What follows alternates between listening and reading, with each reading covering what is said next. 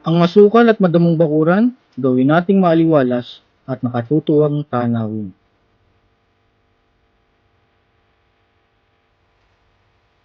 Tara mga tol, samahan niyo kami sa aming paglilinis.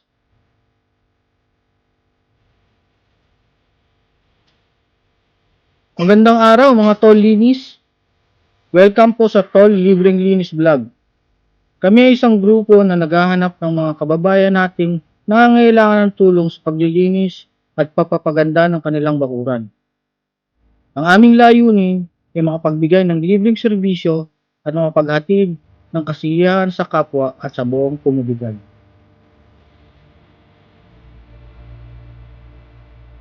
Habang ang aming grupo ay nag-iisip kung sino ang susunod na aming tutulungan, may isang mabait na ginang na lumapit at humingi ng tulong para malinis ang harapan ng kanyang bakuran upang maiwasan ang paglaganap ng mga sakit at maiwasan ang pagtira ng ahas at iba pang mapanganib na hayop at insekto sa bakuran. Dahil dito, agad na tumugon ang buong grupo at nagkaisa na tuparin ang nais ng isang ginang. At sabay-sabay naming sinabi, tara, linis.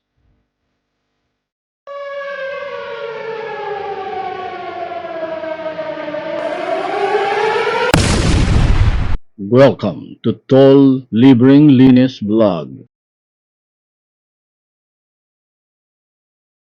O ayan, namamalas ang kagalagayan ng bakuran. Nakapalang damo, masukal at maraming kalat na basura at bote. Mataas na ang halaman sa bakod at may punong kahoy na nakatumba na marahil ito yung bagyo pa. Ang kanal ay hindi madaluyan ng tubig dahil sa mga basura at damong nandito. Pwede itong maging tira ng eksekto, lamok at mapanganib na hayop tulad ng ahas. Nais ng may-ari na malinis ito agad upang maging kaaya-aya ang kanilang bakuran at para di rin nakakahiya sa mga kapitbahay. At dito na nagsimula ang masaya naming operasyon. Buong siglang nagtulungan ang bawat membro ng grupo.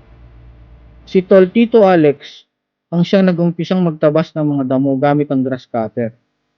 Siniguro niya na maubos ang mga damo upang lumitaw muli ang lupa.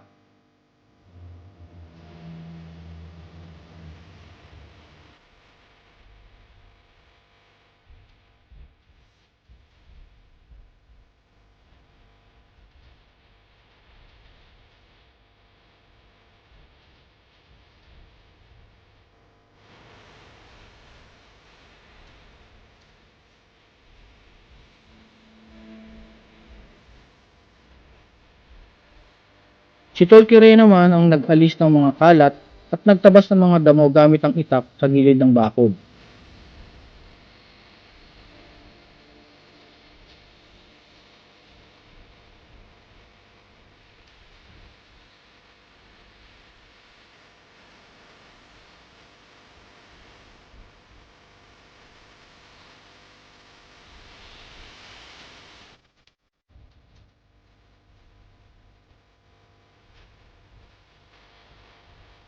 Si Tol Toper naman ang nagputol ng mga gumagapang na halaman sa bakod at ginupit ang mga ito gamit ang grass scissor.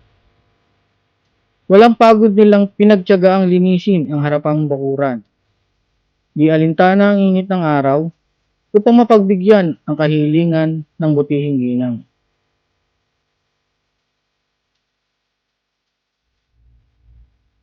O di ba? Ang sisipag nila.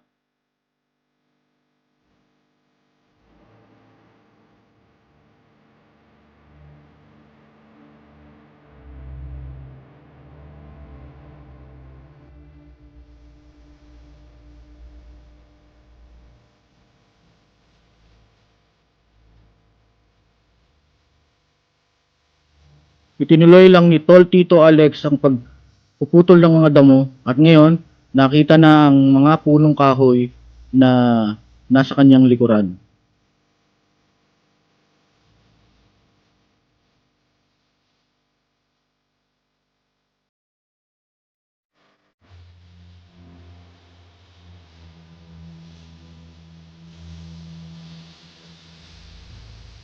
Masaya nagpatuloy sa paggawa ang buong grupo. Si Tol Carlos ay kasama ng nagalis ng lahat ng mga kalat at damong naipon sa gilid ng kalsada at isa-isa itong inilagay sa sako at black bag upang itapon sa tamang lugar ng tapunan.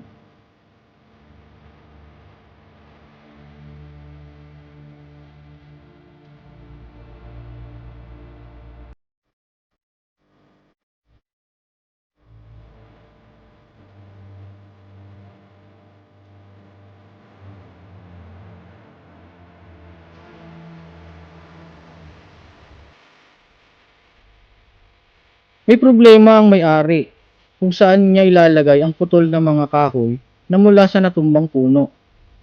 At ito ay ginawa ng paraan ng grupo upang imbis na itapon ay mapakinabangan.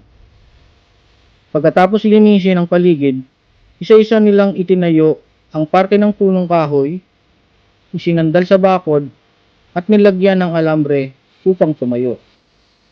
Nilagyan ng halaman sa gilid upang maging maganda sa paningin.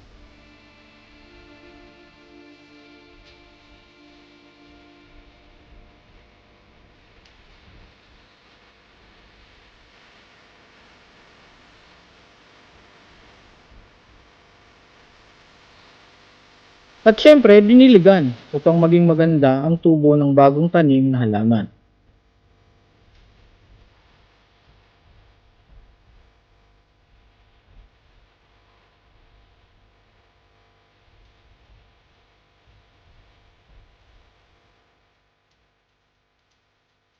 Nilinis din ang kanal upang maayos na makadaloy ang tubig papunta sa estero upang hindi pamugaran ng lamok na nagdudulot ng sakit. Winalis ang mabuti upang walang matirang kalat.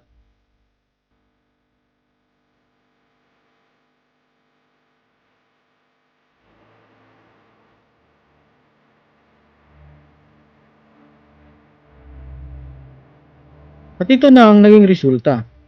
Makikita sa video ang napakalaking pagbabago ng bakuran matapos naming linisin. Hindi lamang kami nagtabas ng damo at nagtanggal ng mga natumbang puno.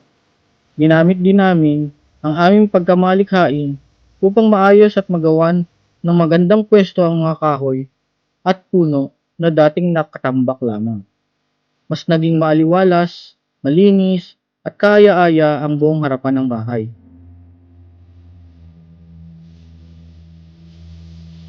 Hindi lang may libreng linis, may free landscaping pa. O, di ba?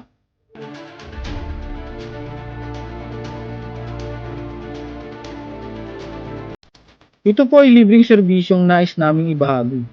Kaya kung may nagsasabing wala nang libre sa panahong ito, meron pa po. Kaya kung nakarating ka sa bahaging ito ng ating video, ibig sabihin na gustuhan mo ito. Paki-comment naman kung saan lugar po kayo naroon ngayon upang malaman namin kung saan nakakarating ang video ito.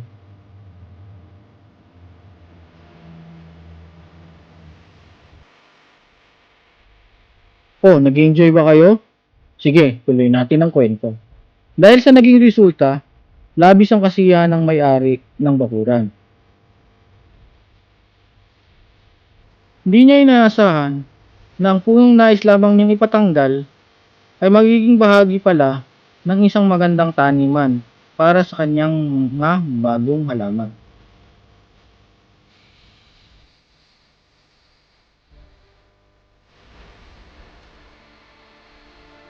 Lubos-lubos ang kanyang kagalakan at pasasalamat sa aming grupo dahil sa bagong anyo ng kanyang bakuran at sa magandang lagayan ng kanyang mga halaman.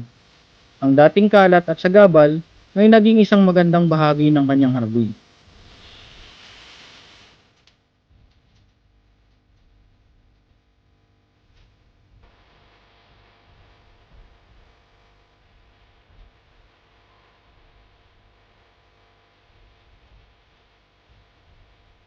Siyempre, masarap sa aming kalooban na mapasaya ang butihing ginang. Ang pagtulong at pagbibigay ng solusyon, isang advokasyang alam naming nakapagpapabuti sa bawat isa at magtataguyod ng mabuti at masayang komunidad.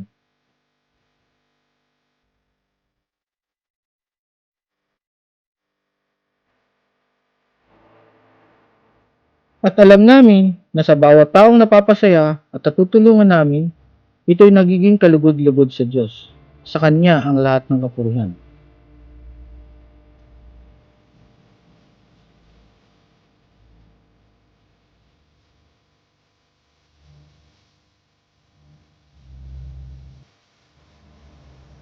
Maraming salamat po sa inyong panonood.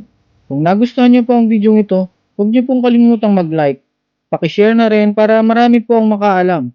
At pakipollow na lang ng ating channel para marami ka pang mapanood na video tulad nito. Malay mo, baka bukas, bakuran niyo na pala ang nililinis namin. Kami po ang Tol Libreng Linis Vlog. Handang tumulong at magbigay ng libreng serbisyo para sa ikagaganda ng ating komunidad. At ako naman po si Tol Art at kasama si Ate Dayan, kasama ng buong grupo na nagsasabing tulong-tulong sa paglilinis, sama-sama sa pagpapaganda ng komunidad. Mission accomplished! Hanggang sa muling paglilinis! See you